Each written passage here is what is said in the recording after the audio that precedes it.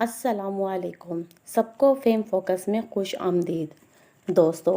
Albert Einstein یہ شخصیت کسی تعارف یا پہچان کی ضرورت نہیں ہے، جنہوں نے سائنسی نظریات کو پلٹ کے رکھ دیا۔ پچھلے 100 سالوں میں البرٹ آئنسٹائن کی زندگی اور تحقیقات انگریزی زبانوں کے علاوہ بہت کچھ لکھا جا چکا ہے، لیکن اردو زبان میں بہت کم مواد مہیا کیا گیا ہے۔ آئنسٹائن کا شمار دنیا کے پہلے 10 سائنسدانوں میں سے ایک ہوتا ہے۔ توانائی کی مبنی اور روشنی کا مبنی یعنی E=mc² دنیا کا مقبول ترین فارمولہ ہے۔ اگر کہا جائے کہ آئنسٹائن اس دور میں سب سے بڑھ کر ہے تو یہ کہنا غلط نہیں ہوگا۔ ایک قلم کی کاغذ کی مدد سے انہوں نے ایک ایسی سائنسی تھیوری پیش کی جنہوں نے سائنس کی روح کو ہی بدل ڈالا۔ آئنسٹائن بہت بڑے سائنسدان ہونے کے علاوہ ایک فلاسفر بھی تھے۔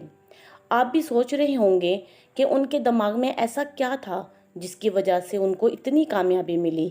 آج آپ کو اس ویڈیو میں ہم آئنسٹائن کے دماغ کے بارے میں چند اہم باتیں بتائیں گے جو آپ نے اس سے قبل نہیں سنی ہوگی، مگر موضوع کا باقاعدہ آغاز کرنے سے قبل اور سننے والوں سے گزارش ہے کہ ویڈیو کو اینڈ تک دیکھیں۔ تو چلتے ہیں ہم ویڈیو کی طرف۔ جی تو دوستو، یہ کہانی ہے ایک جینیس سائنسدان کی، البرٹ آئنسٹائن، جو کہ 14 مارچ 1979 کو جرمنی میں پیدا ہوئے۔ گیم آف مائنڈ سیریز میں اگر البرٹ آئنسٹائن کی کہانی نہ ہو تو یہ کہانی ادھوری رہے گی۔ البرٹ آئنسٹائن اپنے وقت کے ایک بہت ہی جینیس سائنسدان تھے، جنہوں نے میتھس اور سائنس میں ایسا نالج دیا جو صرف چند ہی سائنسدان دے سکتے تھے۔ البرٹ آئنسٹائن نے صرف ایک کاغذ اور قلم کی مدد سے ایسی تھیوریز پیش کیں جنہوں نے سائنس کی روح کو ہی بدل ڈالا۔ انہوں نے تھیوری آف ریلیٹیوٹی جنہوں نے پیش کر کے کائنات کے اہم رازوں سے پردہ اٹھانے کے ساتھ ساتھ اسپیس سائنس کو بھی ایک نئی جھلک عطا کی۔ آئنسٹائن نے 50 سے زائدہ سائنسی اور غیر سائنسی موضوعات پر کتابیں لکھی، جس کے باعث انہیں 1921 میں نوبل انعام بھی ملا۔ 1999 میں ٹائم میگزین نے انہیں اس صدی کا سب سے زیادہ ذہین سائنسدان قرار دیا۔ پیارے دوستو، آپ یہ جانتے ہیں کہ آئنسٹائن اتنا ذہین کیوں تھا؟ آئنسٹائن کے دماغ کے متعلق چند ایسے حقائق بتاتے ہیں جو آج سے قبل آپ نے نہیں سنے ہوں گے۔ انہوں نے 4 سال کی عمر میں بولنا سیکھا۔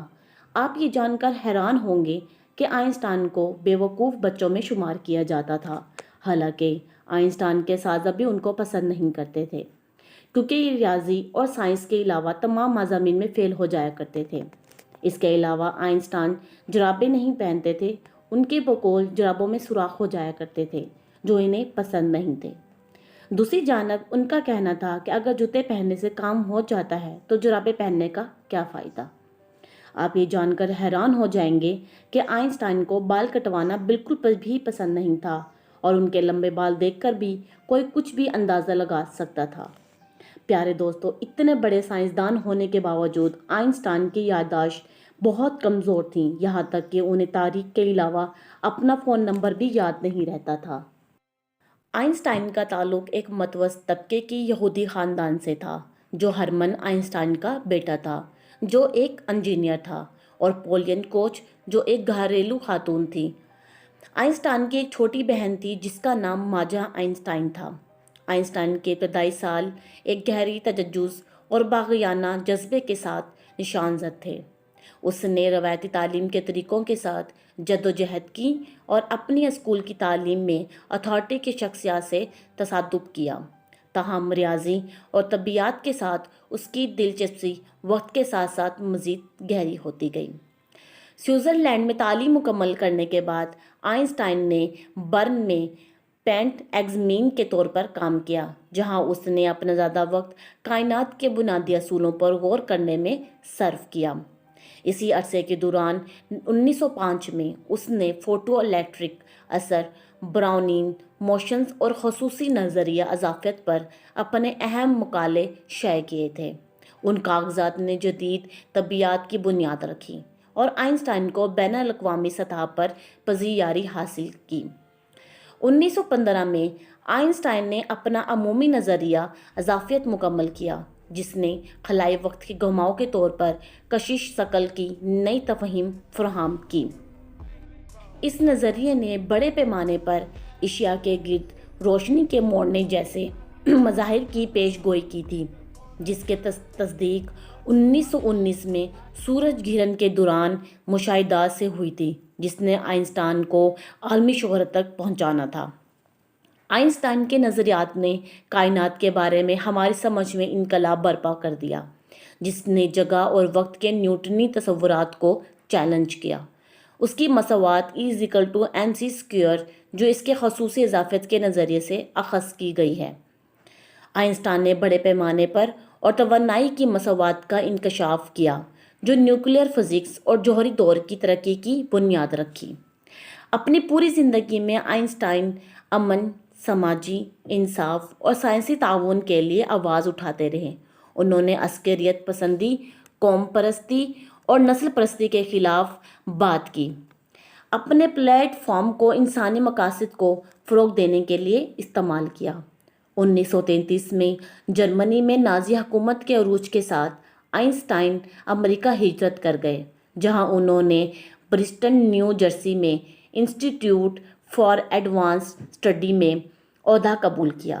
وہاں اس نے اپنی تحقیقی اور رہنمائی کی سرگرمیاں جاری رکھیں اور 20ویں صدی کے ممتاز مفکرین میں سے ایک کے طور پر اپنی میراث کو تقویت بخشی۔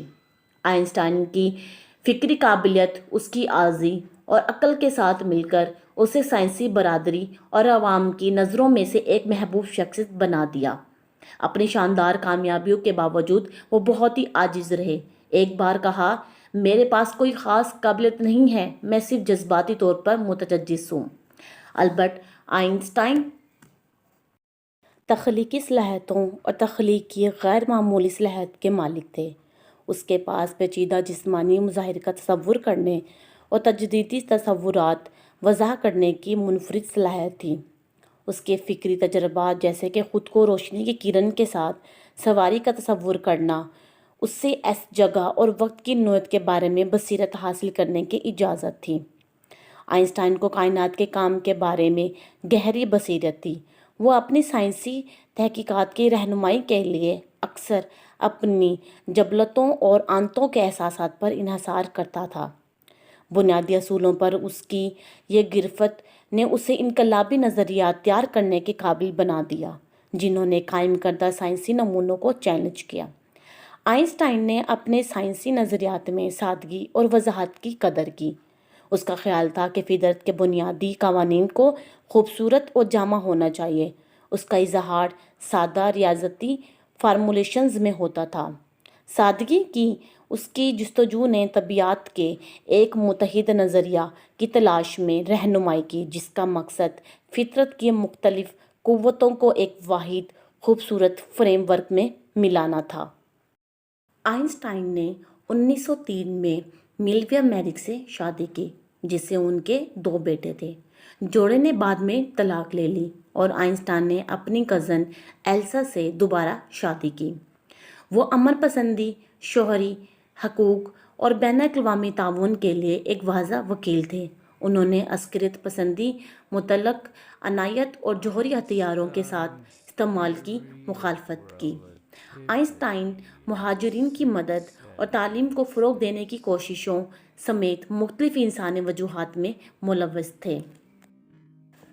پیتھولوجسٹ تھامس ہاروے کو ان کے جسم پر تحقیق کرنے کے لیے بلایا گیا، لہٰذا تھامس ہاروے نے ان کے خاندان سے اجازت لیے بغیر ان کا دماغ ان کے جسم سے علیحدہ کر دیا اور وہ لے کر بھاگ گیا۔ 20 سال بعد انہوں نے ان کے بیٹے سے اجازت لے کر ان کے دماغ پر تحقیق کرنا شروع کی۔ سب سے پہلے ہاروے نے آئنسٹائن کے دماغ کا وزن کیا، جو کہ 1230 گرام تھا۔ عام انسان کا دماغ کا وزن بھی اتنا ہی ہوتا ہے۔ انہوں نے ان کے دماغ کا 240 حصے کیے اور ان کے ٹشوز سے 1000 مائکروسکوپ سلائڈز بنائیں۔ اسے دنیا بھر میں ریسرچ کو بھیجا گیا۔ ہاروے نے ایک دنیا کے ذہین ترین انسان کے دماغ کو 40 سال تک ایک بیسمنٹ میں قید رکھا، جس کے بعد اس نے آئنسٹائن کے دماغ اور ایک سائنسدان کو دیا، جس کے صرف 40 ٹکڑے ہی ملے تھے۔ آئنسٹائن کے دماغ پر پتہ چلا کہ دوسرے انسانوں کی نسبت آئنسٹائن کا دماغ کافی مختلف تھا۔ حال میں ایک تحقیق میں پتہ چلا कि आइंस्टाइन का दिमाग बाकी लोगों के दिमाग जैसा ही था, लेकिन आम दिमाग की निस्बत इस पर काफ़ी धारियाँ हैं। साइंसदान का मानना है कि उनके दिमाग पर ज़्यादा धारियाँ ही उनकी जहानत की बड़ी वजह हैं।